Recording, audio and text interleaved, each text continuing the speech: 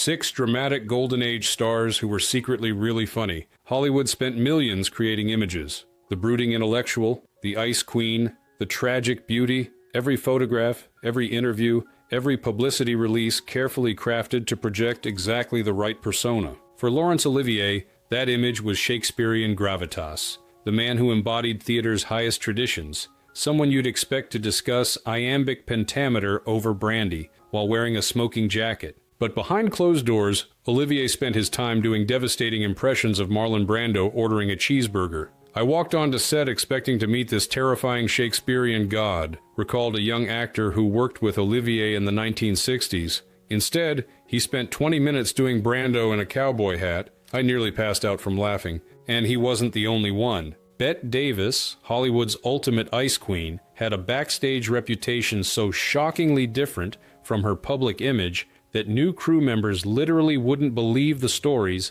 until they witnessed her humor firsthand. The elegant voice who narrated Casablanca? Between takes, he recited limericks so filthy they'd make a sailor blush, delivered in that same pristine accent. And the mysterious Garbo, famous for wanting to be alone? She spent an entire week pretending to be her own maid just to mess with an obsessed fan. These weren't just actors who happened to be funny. These were genuinely hilarious people, trapped inside images that had nothing to do with who they really were. The studios had invested too much money in their carefully crafted personas to let audiences see the truth. The distance between who they were and who the public thought they were wasn't just notable, it was absurd. And the stories of how they maintained their sanity while living these double lives revealed just how manufactured Golden Age Hollywood truly was. But first, you need to hear about the Shakespearean legend who destroyed method actors for sport, and the backstage incident that left an entire production crying with laughter. Wings and arrows of outrageous fortune,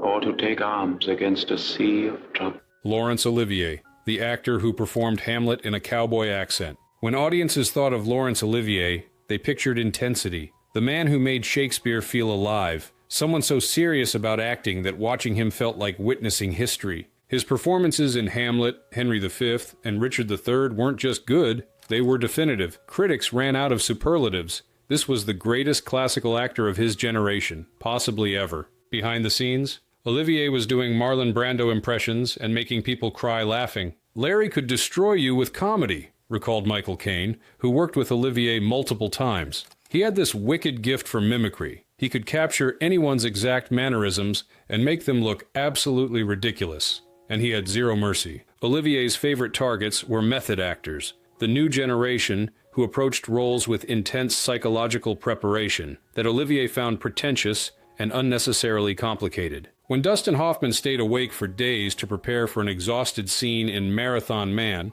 Olivier's response became famous. "My dear boy, why don't you just try acting?" But that was the polite public version. The private version was far funnier and far more brutal. According to crew members on various productions, Olivier spent breaks doing elaborate parodies of method actors. He'd mumble incoherently, reference childhood traumas that never happened, claim he needed to find the emotional truth of picking up this coffee cup. He once spent an entire lunch break pretending to be a method actor preparing to play a tree, remembered a script supervisor from a 1960s production, complete with backstory about the tree's relationship with its forest, how childhood storms created lasting trauma. People were crying with laughter. But Olivier saved his most devastating impression for Brando, the mumbling, naturalistic style that represented everything Olivier found baffling about modern acting. Larry's Brando was so accurate it was almost cruel, recalled an actress who appeared in several productions with him. He'd scratch himself, look at the floor,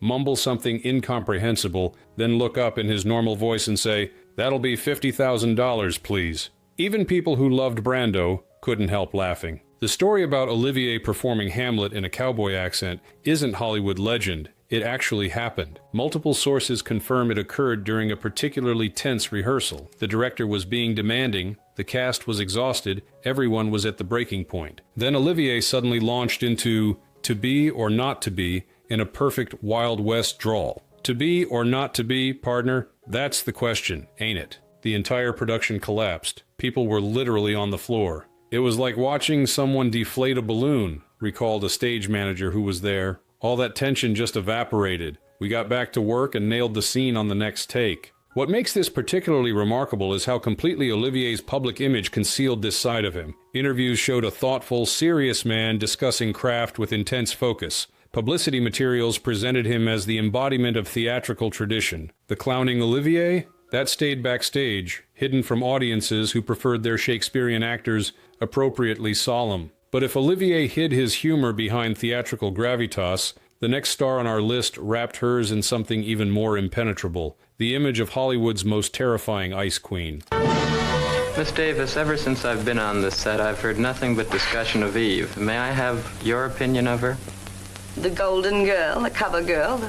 Bette Davis, the ice queen who used humor like a weapon. Those eyes, that voice, the severe expressions that made Bette Davis one of Hollywood's most formidable dramatic actresses. For decades, Davis embodied a particular type of character, strong, uncompromising, often cold. Her performances in All About Eve, Whatever Happened to Baby Jane, and Jezebel created an image of someone untouchable, even frightening. Press coverage emphasized her professionalism, her demands for respect, her reputation as someone you didn't cross. What the publicity machine carefully avoided mentioning was that Davis was also one of the funniest people in Hollywood. Betty didn't suffer fools, but she also didn't suffer boredom, remembered Olivia de Havilland. If a scene or conversation got too serious, she'd throw out a line so perfectly timed and so devastatingly funny that everything would stop. Davis's humor wasn't gentle. It was sharp, observational, and often delivered with the same intensity she brought to dramatic roles.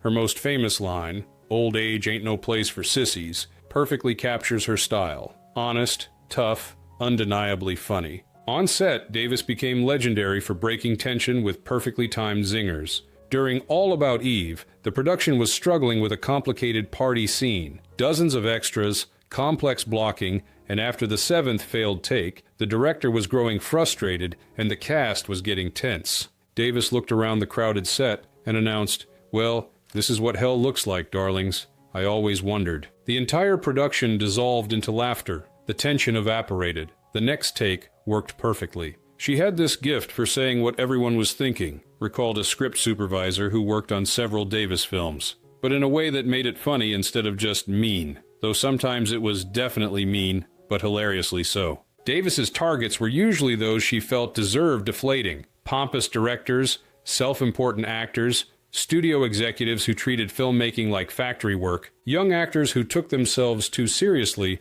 quickly learned that Davis would find their weak point and exploit it. During one 1950s production, a young method actor was taking an extraordinarily long time to prepare for a simple scene. Elaborate psychological preparations while the crew waited. Davis watched this performance of preparation for several minutes before announcing in her distinctive voice, "Darling, in the time you've spent finding your motivation, I could have shot 3 pictures and won another Oscar. Shall we try acting instead?" The crew desperately tried not to laugh. The young actor got the message and completed the scene on the next take. But Davis didn't just mock others, she mocked herself. She would do these exaggerated versions of her own performances, remembered a makeup artist who worked with Davis for years. She'd recreate famous scenes, but with ridiculous additions. Jezebel ordering a pizza, Baby Jane doing aerobics. She knew exactly how to puncture the seriousness around her image. What makes Davis's hidden comedy particularly striking is how rarely audiences saw this side of her. Studio publicity maintained the image of Davis as fierce and formidable, which she was,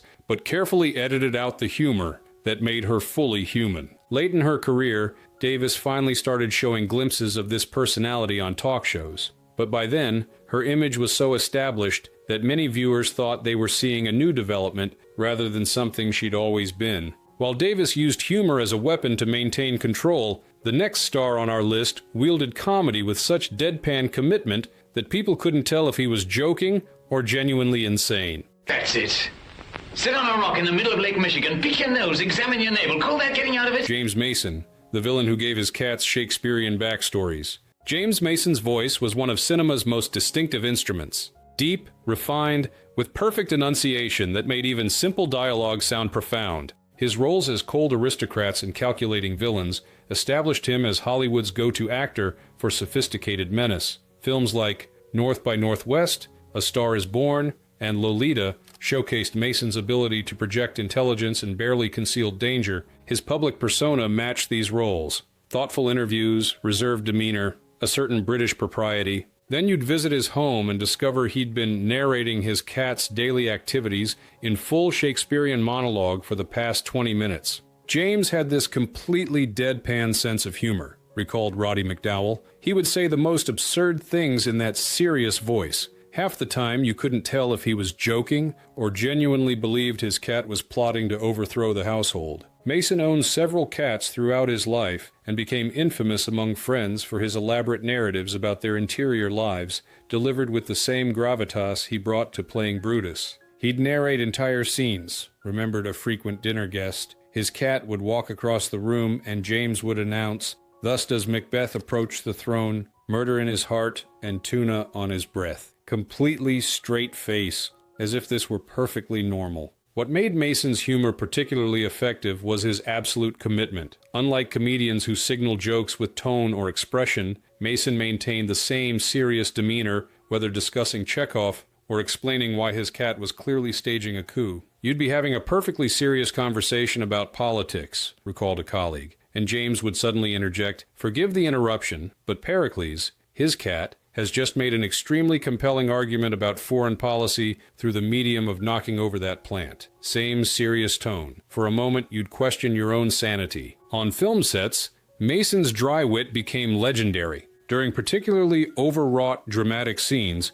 he would occasionally slip in absurd line readings during rehearsals, delivered with such conviction that directors sometimes wouldn't notice until the third or fourth repetition. "We were blocking this intense confrontation scene," recalled a director from the 1960s. James had this line about betrayal and trust. During rehearsal, he suddenly delivered it as, "How sharper than a serpent's tooth to have a thankless accountant." Same serious tone, same intensity. We used it for 5 minutes before anyone realized he'd changed the line. Mason's humor extended to his willingness to puncture Hollywood's self-importance. At dinner parties where actors discussed their craft with intense seriousness, Mason would occasionally contribute observations like, "Yes, the challenge of finding truth in character is profound, almost as challenging as my cat's ongoing struggle to coexist peacefully with the vacuum cleaner." What makes Mason's hidden comedy particularly fascinating is how invisible it was to film audiences. His screen performances contain no hint of the absurdist sensibility that dominated his private life.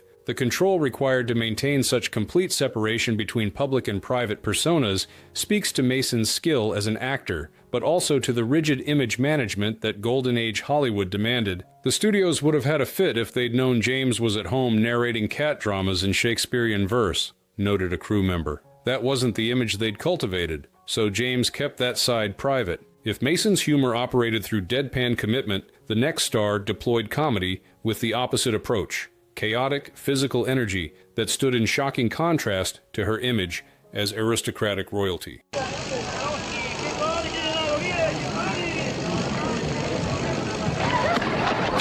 Katharine Hepburn, the patrician who mooned directors. Katharine Hepburn represented a very specific image to American audiences. The intelligent, independent woman with New England breeding and aristocratic bearing, her distinctive accent, her refusal to conform to Hollywood's beauty standards, her carefully maintained privacy, everything created an image of untouchable class. Her performances in The Philadelphia Story, The African Queen, and Bringing Up Baby showcased Hepburn's intelligence and sophistication. Interviews presented her as thoughtful and serious. Everything about her public image suggested refinement. The reality, considerably more chaotic. Kate was absolutely bonkers in the best way, remembered director George Cukor, who worked with Hepburn on multiple films. She'd pull the most outrageous stunts, use language that would make a sailor blush, and had absolutely zero patience for pretension. Hepburn's pranks became legendary in Hollywood circles, though the studio publicity machine worked overtime to keep them from public knowledge. She would hide props, rearrange sets overnight, once allegedly filled a pompous actor's dressing room with chickens. She thought Hollywood took itself far too seriously, recalled a production assistant. Anytime things got too stuffy, Kate would do something to puncture the balloon, usually something physical and usually hilarious. But the incident that best captures Hepburn's hidden personality involves a director whose sexist comments finally pushed her too far. The story has been confirmed by multiple sources, though details vary depending on who's telling it. During a 1940s production, the director, known for his difficult personality, made a comment about women not understanding technical aspects of filmmaking. Hepburn had been dealing with his condescension throughout the shoot. She listened to this particular remark in silence. Then she stood up, turned around, lifted her skirt, and mooned him, in front of the entire crew. There was this moment of absolute silence, recalled an assistant director who witnessed it. Then Kate turned back around, looked at him very seriously, and said, "Now perhaps you'll remember that even women's asses are more interesting than your opinions about cinematography." The crew exploded in laughter. The director stood speechless. Hepburn calmly walked back to her mark and suggested they continue with the scene. "The amazing thing was that she did it with such total confidence," the assistant director continued. "No embarrassment, no hesitation. She made her point and moved on. The director never made another sexist comment in her presence." Hepburn's language was another aspect carefully hidden from public view. Multiple sources describe her vocabulary as shocking, even by industry standards. "She could swear in ways I'd never heard," remembered Spencer Tracy, Hepburn's longtime partner, "and she'd do it in that patrician accent, which somehow made it funnier. A string of profanity delivered in a tone usually reserved for discussing Shakespeare." On set, Hepburn's energy stood in stark contrast to her controlled performances. Between takes, she was in constant motion, doing handstands, climbing set pieces, engaging in rapid-fire banter with crew members. She acted like royalty on screen, but backstage was more like a very athletic Marx brother, recalled a cinematographer from the 1950s. She'd be dangling from rafters one minute, delivering a perfectly composed, dramatic performance the next. What makes Hepburn's hidden personality particularly interesting is that glimpses occasionally leaked into her performances, especially in screwball comedies like Bringing Up Baby, where her character's chaotic energy mirrors Hepburn's off-screen personality more closely than her dramatic roles. "Those screwball comedies were actually closer to the real Kate," observed one crew member, "but the industry and the public preferred the serious, sophisticated Hepburn. So that's the image that dominated." While Hepburn used physical comedy and outrageous behavior to deflate pomposity, the next star deployed humor with weaponized precision, making the dirtiest jokes imaginable sound like high culture. Stop where you are. You don't know what you're doing. I know what I'm doing, all right. Come on. Get all of him. Claude Rains, the elegant voice reciting filthy limericks. Claude Rains never achieved household name recognition, partly because his most famous role rendered him literally invisible. As the title character in The Invisible Man, audiences never saw his face. They only heard that extraordinary voice. Rich, cultured, impeccably controlled, the kind of voice that made everything sound important. When Rains spoke, whether as Captain Renault in Casablanca or Senator Payne in Mr. Smith Goes to Washington, audiences heard sophistication and intelligence. What they didn't hear were the extraordinarily filthy limericks Rains recited between takes in that same elegant voice. "Claude had the dirtiest sense of humor of anyone I've ever met," recalled Bette Davis, who starred with Rains in several films, and the contrast between the content and his delivery made it 100 times funnier. He could make the most obscene limerick sound like Shakespeare. Rains had learned these limericks during his early years in British theater, where bawdy humor thrived behind the scenes. He collected them throughout his career, memorizing hundreds and deploying them strategically to break tension during long shooting days. We'd be setting up a shot, and Claude would be standing there looking distinguished in his costume, remembered a grip who worked on multiple Rains productions. Then he'd launch into this absolutely filthy limerick about a sailor and a farmyard animal, never breaking that serious expression. The sound guys would be scrambling to make sure he wasn't near a hot microphone. The remarkable thing about Rains's humor was his commitment to the contrast. He never performed the limericks as comedy. He recited them with the same precise diction and serious tone he used for classical theater. "That was what made it so funny," explained a co-star. "Claude would deliver the most obscene content in a voice usually reserved for declaring war or pronouncing someone guilty of treason. Your brain couldn't process the disconnect." Rains's humor extended beyond memorized limericks. He had a gift for improvising suggestive double meanings in seemingly innocent lines,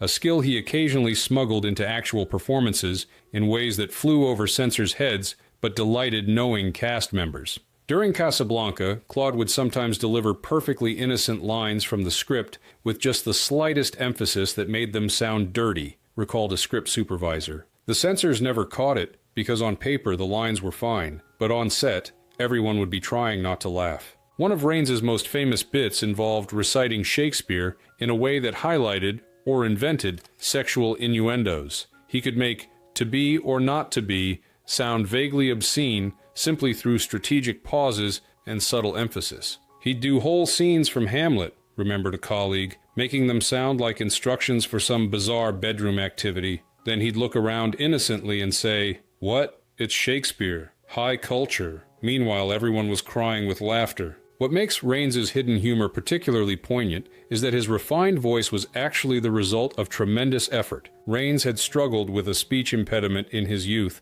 and worked for years to develop the precise diction that became his trademark. The voice that sounded so naturally elegant was actually the product of enormous discipline, noted a voice coach, which makes his choice to use it for dirty limericks even funnier. He'd worked so hard to sound sophisticated, then deliberately used that sophistication for the most unsophisticated content imaginable. As with so many of these stars, the public never saw this side of Raines. Publicity materials emphasized his theatrical training, his distinguished filmography, his cultured background. The idea that this elegant voice spent downtime reciting limericks that would make dock workers blush, carefully kept from audiences who preferred their British character actors appropriately refined. If Raines used his cultured voice to disguise outrageous content, our final star deployed humor in perhaps the most unexpected way. The woman famous for wanting to be alone actually wanted to make people laugh. Who just sent me the first talking picture?